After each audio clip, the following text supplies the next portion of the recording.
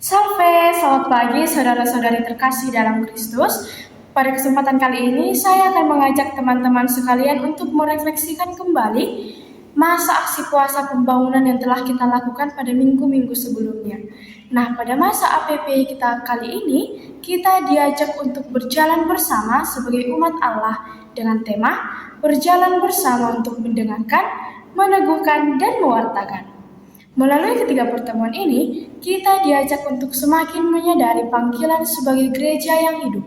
Artinya, kita hidup dalam persekutuan, pewartaan, dan liturgi.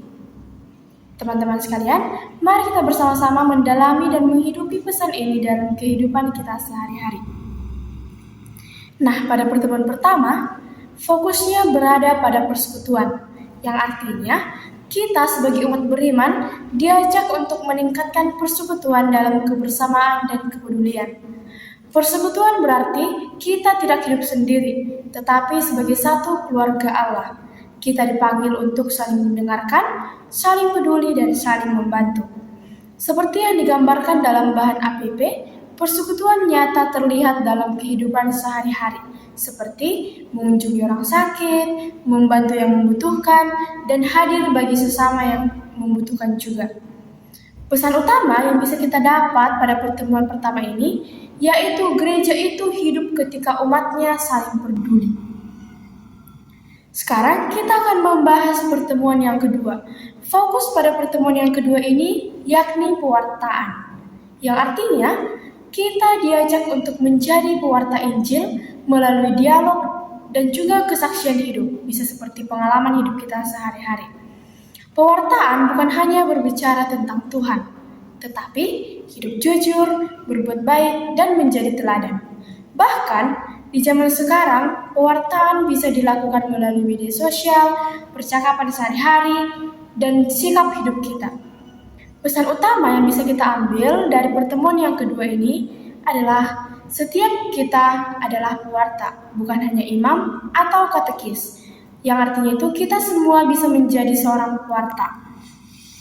Yang ketiga, kita akan membahas tentang pertemuan yang ketiga yang berfokus pada liturgi. Pada pertemuan ketiga ini, kita diajak untuk menghidupi liturgi sebagai wajah gereja, berdoa, dan mendengarkan. Liturgi bukan sekedar rutinitas, tetapi perjumpaan dengan Tuhan, sumber kekuatan iman, dan tempat kita diperbaharui. Liturgi yang baik membutuhkan persiapan, keterlibatan aktif, dan hati yang sungguh-sungguh. Pesan utama yang bisa kita dapat dalam pertemuan yang ketiga ini adalah liturgi harus dihidupi, bukan hanya diikuti sebagai formalitas saja. Saudara-saudara yang terkasih, melalui ketiga pertemuan ini, kita diajak untuk hidup dalam kebersamaan, berani menjadi saksi iman, dan semakin dekat dengan Tuhan. Mari kita sebagai umat beriman tidak hanya mendengarkan, tetapi juga berbuat. Tindakan nyata yang bisa kita lakukan, yakni menyapa dan peduli dengan tetangga, mengunjungi orang sakit maupun lansia, aktif dalam doa lingkungan, membaca kitab suci setiap hari, membagikan pesan iman, menjadi teladan dalam hidup, mengikuti misa dengan sungguh-sungguh, terlibat dalam pelayanan seperti KOR, lektor, dan juga yang lainnya. Dan yang terakhir, mempersiapkan diri sebelum ibadat. Nah, akhirnya, melalui APP ini, kita diajak untuk semakin bertumbuh sebagai gereja yang hidup, yakni bersatu dalam kasih, setia mewartakan Injil, dan tekun dalam doa. Semoga masa APP ini sungguh menjadi kesempatan bagi kita untuk berubah menjadi pribadi yang lebih baik lagi.